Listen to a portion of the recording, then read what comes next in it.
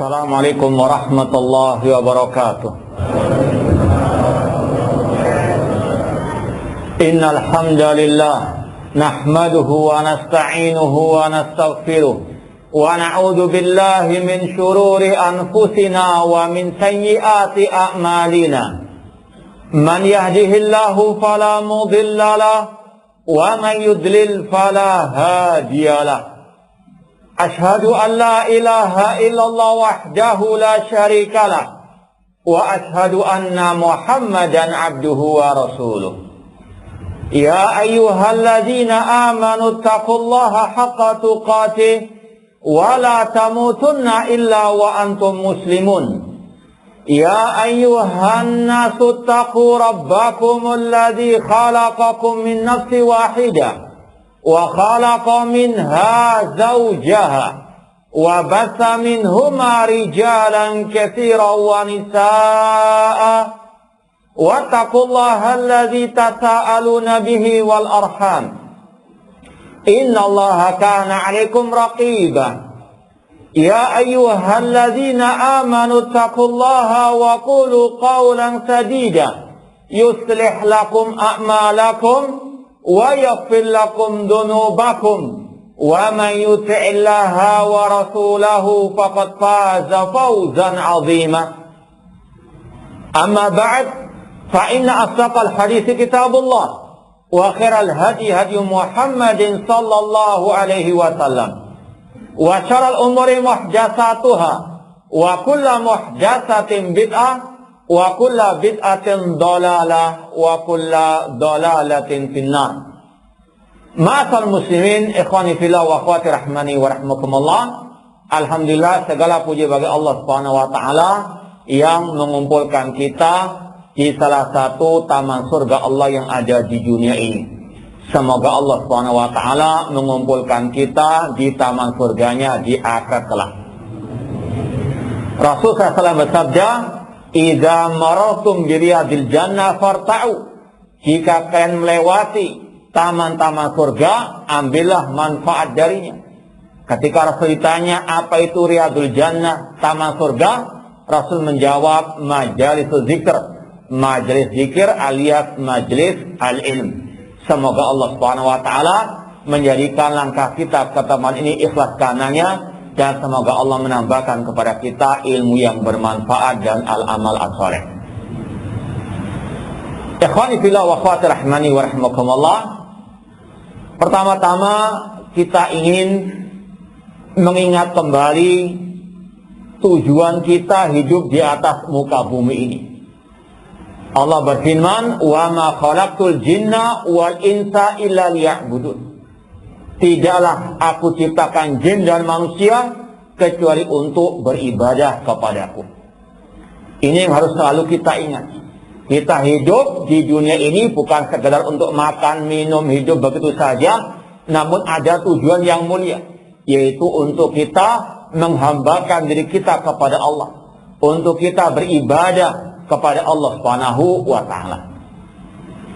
Dan kata para ulama, salah satu pelajaran yang bisa dipetik dari bulan suci Ramadan yang akan datang, kita berdoa kepada Allah semoga Allah mempertemukan kita dengan bulan suci Ramadan dalam keadaan sehat walafiat di atas iman dan takwa kepada Allah Subhanahu wa taala.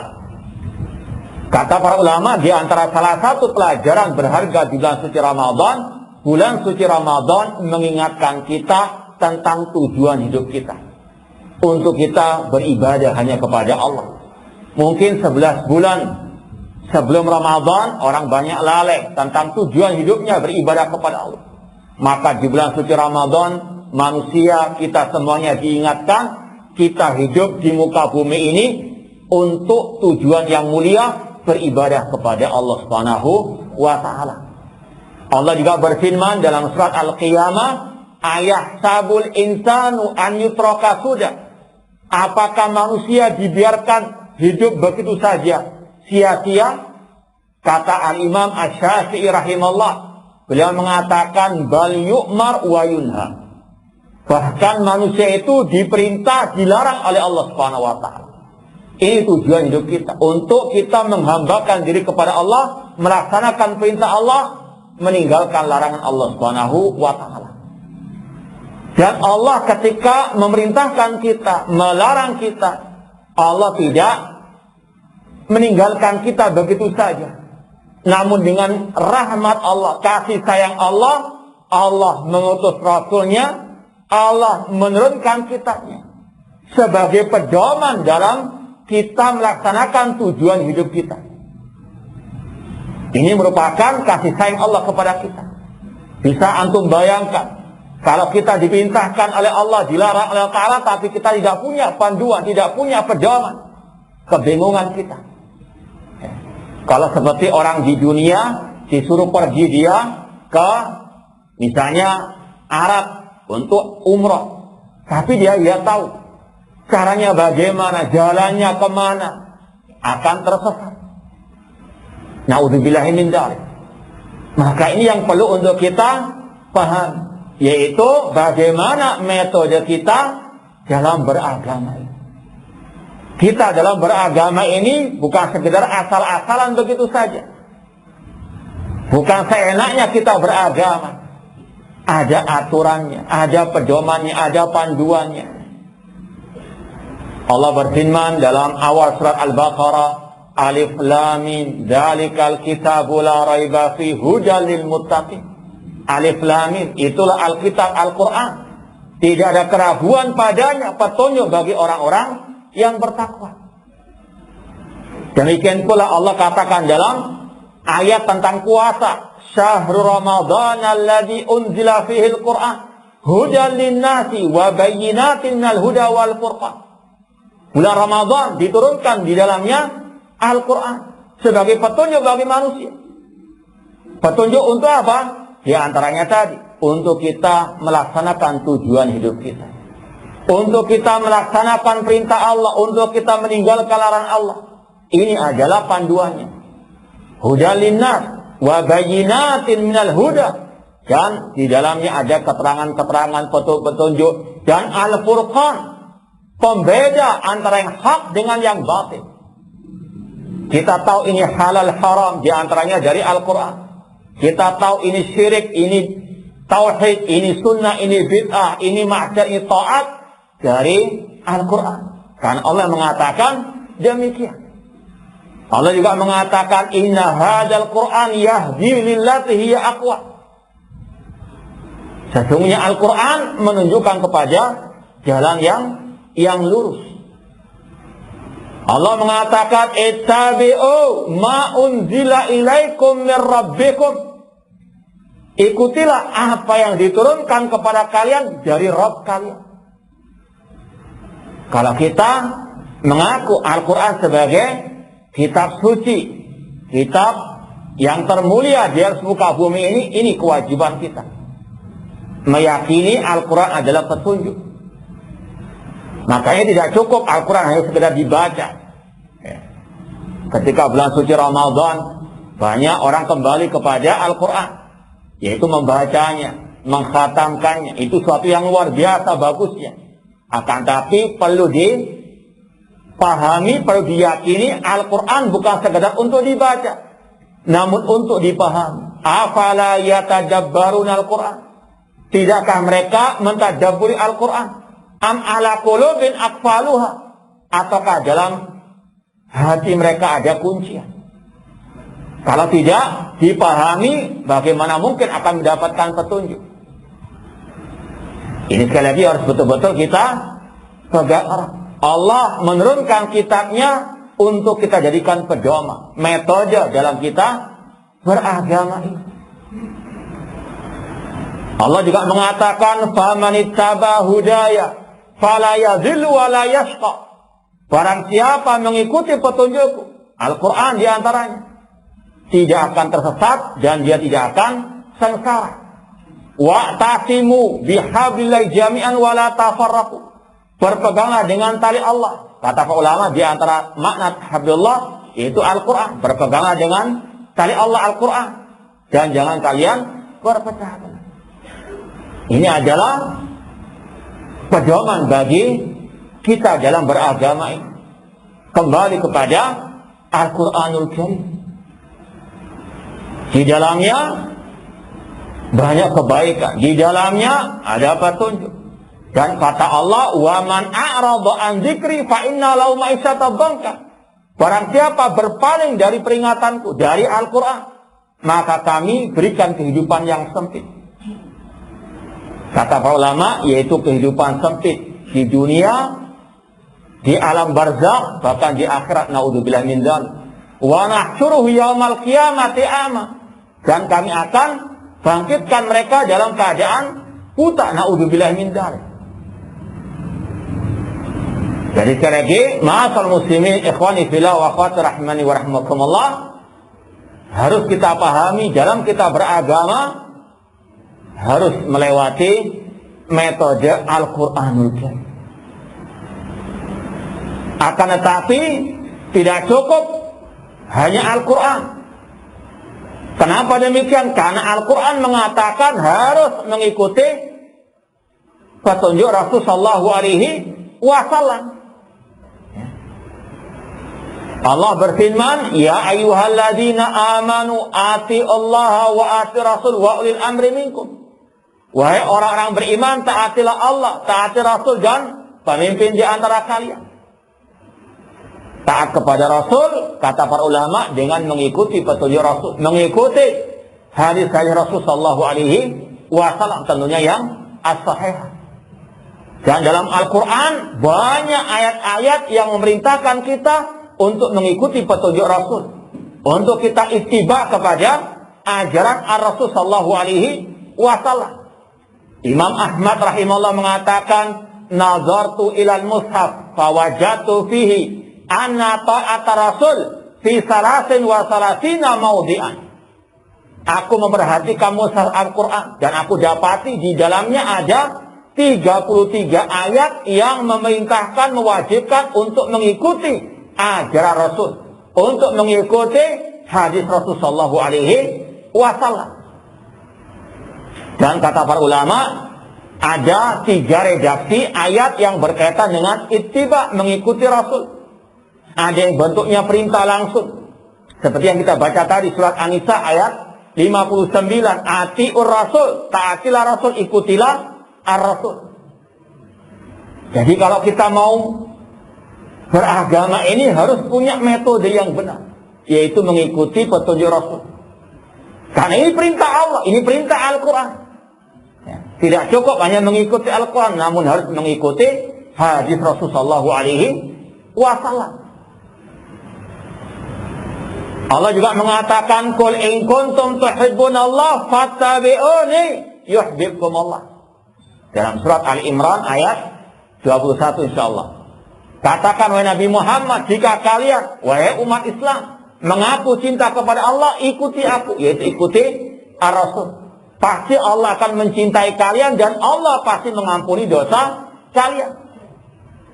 Ini syarat mendapatkan kecintaan Allah, ampunan dari Allah, mengikuti ajaran Ar-Rasul sallallahu alaihi wasallam dalam beragama ini. Baik dalam masalah akidah, ibadah, akhlak, muamalah, dakwah, ittiba, mengikuti ajaran Ar-Rasul sallallahu alaihi wasallam. Allah juga berfirman tentang wajibnya mengikuti Rasul dalam redaksi ayat yang berupa keutamaan dan pahala yang mengikuti Rasul. Allah mengatakan, "Wa may yuti'illaha wa rasulahu yudkhilhu jannatin tajri min tahtihal anhar." Barang siapa yang mentaati Allah dan Rasulnya, Allah masukkan dia ke dalam surganya. Semoga Allah memasukkan kita ke dalam surganya kelak. Dan ini salah satu ini pintu utama masuk ke surga Allah, yaitu taat kepada Ar-Rasul, mengikuti ajaran Ar-Rasul. Dan Rasul menegaskan juga dalam hadis yang sahih riwayat Bukhari, "Kullu ummati yadkhuluna jannah illa man aba." Setiap umatku pasti masuk surga kecuali yang enggan. Para sahabat bertanya, "Wa man ya'ba ya Rasulullah?" Siapa yang enggan masuk surga ya Rasulullah? Rasul menjawab, "Man ata'ani dakhala jannah wa man asani faqad aba." Barang siapa mentaatiku, dialah yang masuk surga, namun barang siapa memaksiatiku, menyimpang dari ajaranku, dialah yang enggan masuk surga. Na'udzubillah min dzalik. Ayatnya tadi mengatakan barang siapa mentaati Allah dan Rasulnya, maka Allah masukkan dia ke dalam surga. Allah juga berfirman dalam surat An-Nisa. Kalau tadi An-Nisa ayat 13, ada lagi An-Nisa ayat 69. Allah mengatakan wa may yuti'illaha war rasulah faulaika ma'alladzina an'ama Allahu 'alaihim minan nabiyyin wasiddiqin wasyuhada'i wassalihin wa hasuna ulaika rafiqa. Barang siapa mentaati Allah dan Rasul, maka Allah kumpulkan mereka bersama orang-orang yang Allah berikan nikmat atas mereka dari kalangan para nabi, siddiqin, syuhada dan salihin, dan mereka lah sebaik-baik teman. Ini pahala keutamaan bagi yang mengikuti ajaran Ar-Rasul. Ada juga ayat yang bentuknya ancaman, sanksi bagi yang menyimpang, memaksiati Rasul, tidak mau mengikuti ajaran Rasul dalam beragama ini. Allah mengatakan dalam lanjutan ayat An-Nisa tadi yang 13, lanjutannya 14, Allah mengatakan wa may ya'sillaha wa rasulahu yudkhilhu nar. Barang siapa memaksiati Allah dan Rasul, Allah masukkan dia ke dalam api neraka. Na'udzubillah min dzalik. Wa may yushaqiqir rasula min ba'di ma tabayyana lahul huda wa yattabi' ghaira sabil mu'minin nuwallihi ma tawalla wa nuslihi jahannam wa sa'at masirah. Dalam surat An-Nisa 115, Allah mengatakan barang siapa memaksiati, menyelisih Rasul setelah jelas kebenaran baginya, dan dia mengikuti selain jalannya para sahabat, orang-orang beriman, Allah palingkan, sesatkan kemana dia tersesat, dan Allah masukkan dia ke neraka Jahannam, dan Jahannam sejelek-jelek tempat kembali. Na'udzubillah min dzalik. Itu 3 redaksi ayat yang mewajibkan kita mengikuti ajaran Rasul dalam beragama ini.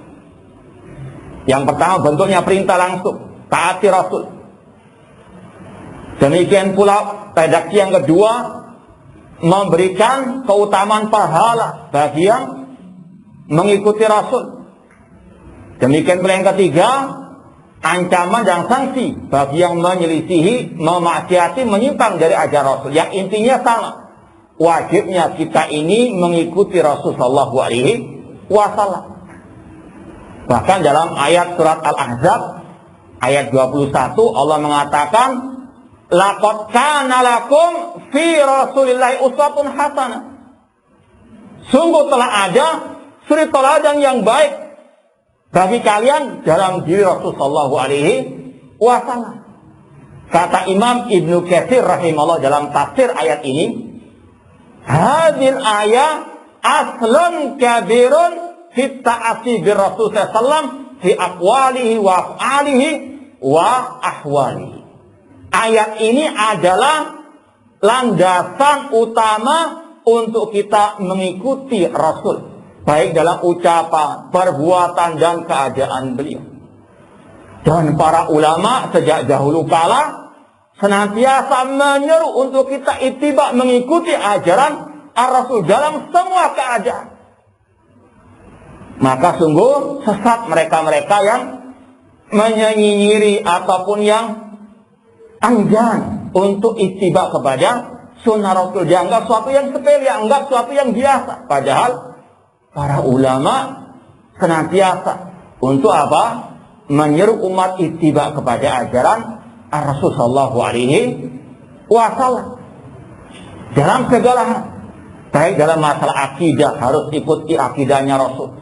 Dalam masalah ibadah ikut ibadahnya Rasul sallallahu alaihi wasallam. Di zaman Rasul marah, Rasul murka, Rasul mencela orang-orang yang tidak mau mengikuti ajaran beliau.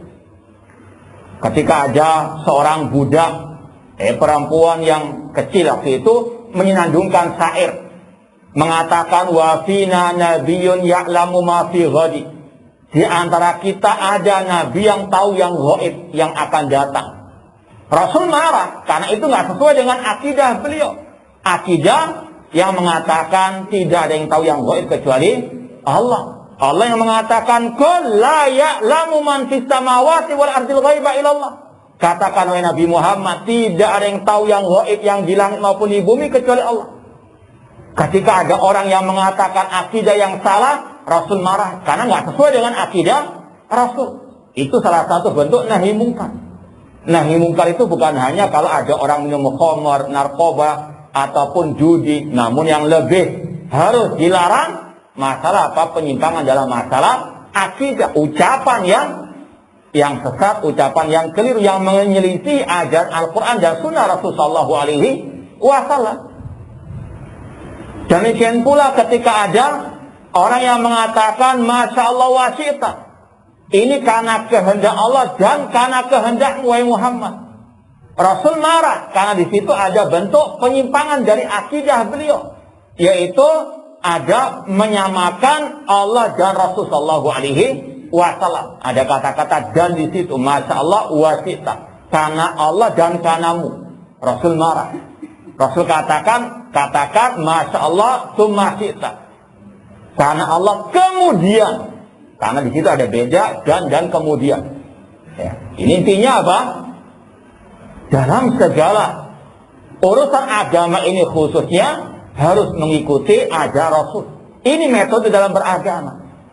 Untuk apa kita mengucapkan asyhadu anna Muhammadar Rasulullah kalau kita tidak mengikuti ajaran Rasul sallallahu alaihi wasallam? Ada kisah dalam Sahih Bukhari, 3 orang yang datang kepada istri-istri Rasul sallallahu alaihi wasallam bertanya tentang ibadahnya Rasul. Ketika mereka diberitahu, mereka taqaluha, merasa ibadahnya Rasul masih sedikit. Tapi mereka husnudzon. Wah, karena Rasul itu memang diampuni dosanya telah lalu dan akan datang. Kemudian salah seorang dari mereka mengatakan, usolli wala arqud. Aku akan sholat terus di malam hari, tidak tidur malam. Yang kedua mengatakan, asumu wala uftir. Aku akan puasa terus, gak mau berbuka. Orang yang ketiga mengatakan, la atazawwajun nisa. Aku gak mau menikahi perempuan. Fokus ibadah. Niat mereka ikhlas lillahi ta'ala. Niat mereka baik untuk fokus ibadah. Tidak mau tidur malam untuk fokus sholat tahajud, sholatul lail. Yang kedua, fokus ibadah dengan puasa, tidak mau berbuka. Yang ketiga, nggak mau menikah. Fokus untuk ibadah. Apakah dibenarkan metode seperti ini dalam beragama? Hanya karena niat yang baik? Tidak. Rasul marah. Rasul menegur mereka. Apakah kalian yang mengatakan demikian-demikian? Kemudian Rasul mengatakan, ini aksyakum lillah. Aku orang yang paling takut kepada Allah. Wa atqakum lahu. Aku yang paling bertakwa kepada Allah daripada kalian. Walakinnani usolli wa arqud. Namun aku salat malam, aku juga tidur. Wa asumu wa uftir. Aku puasa, aku juga berbuka puasa. Wa atazawwajun nisa. Aku juga menikahi perempuan-perempuan. Man raghiba an sunnati falaysa minni. Barang siapa yang tidak suka dengan sunnahku, maka dia bukan dari golonganku. Ini metode dalam kita beragama. Dalam kita berakidah, ikuti akidah Rasul. Dalam ibadah, ikuti ibadah Rasul. Kalau enggak, na'udzubillah min dzalik, tertolak. Itu ajaran yang menyimpang, itu ajaran yang kata Rasul, barang siapa tidak suka dengan sunnahku, dia bukan dari golonganku. Ada kisah lagi dalam Sahih Bukhari, ketika ada seorang datang ke masjid, salat 2 rakaat tahiyatul masjid. Selesai, datang kepada Rasul mengucapkan salam. Rasul balas salamnya, jawab salamnya. Rasul katakan, irji' fasalli fa innaka lam tusalli. Kembalilah engkau untuk salat, karena engkau belum salat. Padahal orang itu sudah salat 2 rakaat. Orang itu salat lagi 2 rakaat. Kembali kepada Rasul, Rasul katakan lagi, irji' fasalli fa innaka lam tusalli. Kembalilah engkau salat karena engkau belum salat. Sampai orang itu angkat tangan, ya Rasulullah, aku nggak bisa lagi memperbaiki salatku. Ajarkan aku tata cara salat yang benar. Rasul pun mengajarkan idza qumta ila sholati fakabbir dan seterusnya.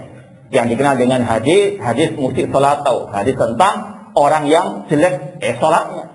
Artinya di situ tidak sah salat yang tidak mengikuti ajaran Rasulullah SAW tertolak. Bahkan kata Rasul tidak dianggap orang itu salat meskipun sudah berapa rakaat dia salat, tidak dianggap sah. Maka hati-hati. Sia-sia kita beragama tapi tidak mengikuti ajaran Rasulullah SAW. Kalau kita perhatikan di akhir-akhir ini luar biasa metode umat Islam dalam beragama. Ada yang metodenya itu sesuai dengan akal pikirannya. Yang cocok dengan akalnya itulah yang dianggap agama. Lebih parah lagi pakai hadis yang tidak ada asalnya.